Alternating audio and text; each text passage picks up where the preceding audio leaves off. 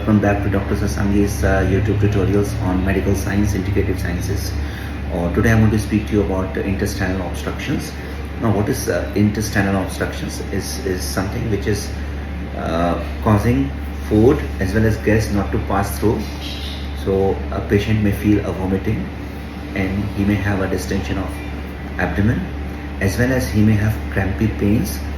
A long-term obstruction may cause malabsorption, weakness, nutritional deficiencies, as well as the patient has a high risk of perforation, bleeding, peritonitis.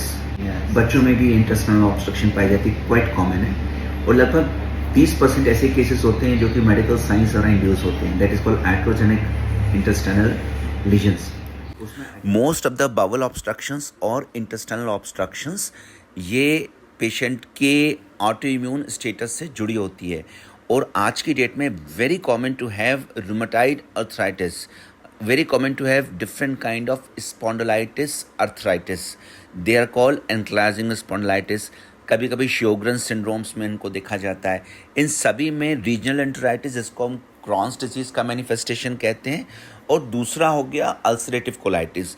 ये दोनों ही की presentation के बाद inflammatory Bawal markers बढ़ते भी हैं और पेशेंट्स को लीजन्स पैदा होते हैं, जिससे कि इंटेस्टाइन चिपकती हैं और बाद में बावल ऑब्स्ट्रक्शंस बढ़ने लगता है.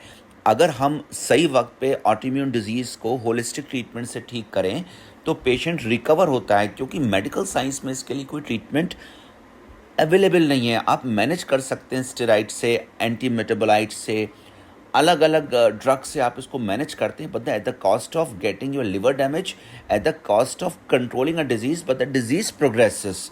तो ये जो कॉम्प्लिकेशन, इनके लिए फिर सर्जरी की ज़रूरत पड़े, ऐसा ना हो. इसलिए पेशेंट्स को मैं रिकमेंड करता हूँ कि go ahead with the elective choice, go ahead with the homeopathy, yoga, if Ayurveda is available, and go ahead with your modern regimen also. There's nothing to stop and change.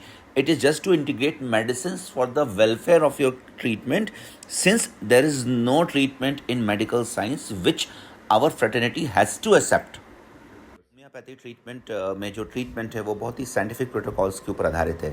तो patient की diagnosis important है कि वो किस stage पे, क्या patient को surgical requirement है, क्या एक्यूट केस है, क्या वो इलियस की तरफ जाकर बाद में मल्टीपल ऑर्गन फेलियर पे जा रहा है. तो उस केस में आप जाइए, go at get admitted and be okay.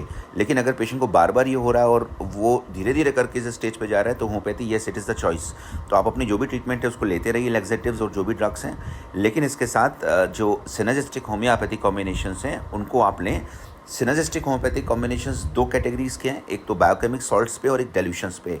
Dilutions पे कुछ ऐसी मेडिसिन है जो बहुत ही बढ़िया वर्क करती है. उनमें से Raphanus sativus, plumbum metallicum, cuprum metallicum जो कि क्रैम्प्स को रिलीज़ करती है, नक्स वोमिका जो कि ड्रग्स के आइट्रोजेनिक इफेक्ट रिलीज़ कर सकती है, पस्टिला जो कि सेम काम कर सकती है. इसके अलावा कॉलोसिंथ पेशेंट के टेम्परामेंट के ऊपर, एंटिम क्रूड, इपिकॉक अगर पेशेंट को वोमिटिंग भी रिकरेंट होती रहती है, मिट्योरिज्म मतलब गैस फॉर्मेशन इन केसेस में बढ़ चुका होता है क्योंकि बैक्टीरियल ओवरग्रोथ होती है इन सभी केसेस में. तो मिट्योरिज्म को कम करने के लिए aloe is one of the best with carbo veg. तो इस तरीके से ये कॉम्बिनेशन. और बायोकेमिक में मैकफॉस, फेरमफॉस, नेट्रमफॉस एक्सलेंट है एसिडिटी और मिट्योरिज्म के लिए, गैस फॉर्मेशन के लिए.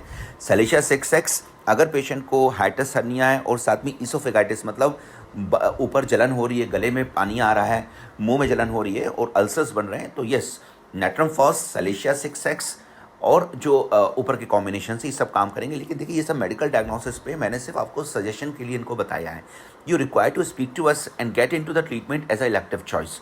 और भी कोई प्रोमिनेंट डॉक्टर है, आप उनसे भी मिल सकते हैं. It's just for the awareness कि भाई ये ट्रीटमेंट नहीं संभव है मेडिकल साइंस में. आप पेशेंट अपनी लाइफ और क्वालिटी ऑफ लाइफ लूज़ कर रहा है, मॉर्बिडिटी बढ़ रही है, तो आपके पास चॉइसेस हैं. गो अहेड, आप मिलिए डॉक्टर से, समझिए और साथ में चलाइए, समझ के चलाइए.